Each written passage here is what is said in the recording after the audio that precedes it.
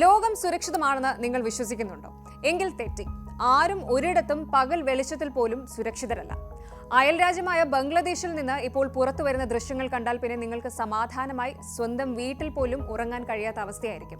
ഒരു സ്ത്രീയെ പീഡിപ്പിക്കുക, മരത്തിൽ കെട്ടിയിട്ട് ക്രൂരമായി ഉപദ്രവിക്കുക, മുടി മുറിച്ചു മാറ്റുക, ഇതൊക്കെ മൊബൈലിൽ പകർത്തി ആഘോഷിക്കുക. ബംഗ്ലാദേശിൽ ഹിന്ദു ന്യൂനപക്ഷങ്ങൾ വലിയ തോതിലുള്ള അതിക്രമങ്ങൾ നേരിടുന്നു എന്ന റിപ്പോർട്ടുകൾ നമ്മൾ നേരത്തെയും കേട്ടിട്ടുണ്ട്. ഖോക്കൻ ചന്ദ്രദാസ് എന്ന മനുഷ്യനെ ആൾക്കൂട്ടം തീ കൊളുത്തിയത് എന്തിനാണെന്ന് നിങ്ങൾക്കറിയാമോ? ബംഗ്ലാദേശിൽ ഇന്ന് ഹിന്ദുക്കൾ നേരിടുന്ന നരകം എന്താണെന്ന് വല്ല ധാരണയുമുണ്ടോ? ഇല്ലെങ്കിൽ ഇത് കേൾക്കണം, കാരണം നാളെ ഈ ദുരന്തം നമ്മുടെ വാതിലിലും മുട്ടിയേക്കാം. എന്താണ് ബംഗ്ലാദേശിൽ യഥാർത്ഥത്തിൽ സംഭവിക്കുന്നത്? പരിശോധിക്കാം. ബംഗ്ലാദേശിലെ ഒരു ഗ്രാമത്തിൽ നടന്ന ഈ ക്രൂരകൃത്യം മനുഷ്യത്വത്തിന് തന്നെ കളങ്കമാണ്. 40 വയസ്സുകാരിയായ ഒരു ഹിന്ദു വിധവയെ 2 പേർ ചേർന്ന് ക്രൂരമായി കൂട്ടബലാത്സംഗം ചെയ്തു. പീഡിപ്പിക്കുക മാത്രമല്ല, അവരെ ഒരു മരത്തിൽ കെട്ടിയിടുകയും മുടി മുറിച്ചു മാറ്റുകയും ചെയ്തു എന്നാണ് റിപ്പോർട്ടുകൾ സൂചിപ്പിക്കുന്നത്. അവിടെയും തീർന്നില്ല. അക്രമികൾ ഈ ക്രൂരത മുഴുവൻ മൊബൈൽ ഫോണിൽ പകർത്തി സോഷ്യൽ മീഡിയയിലൂടെ പ്രചരിപ്പിച്ചു. ബംഗ്ലാദേശിലെ ജുനൈദ ജില്ലയിലെ കാലിഗഞ്ചിലാണ് ലോകത്തെ നടുക്കിയ ഈ ഒരു സംഭവം നടന്നത്.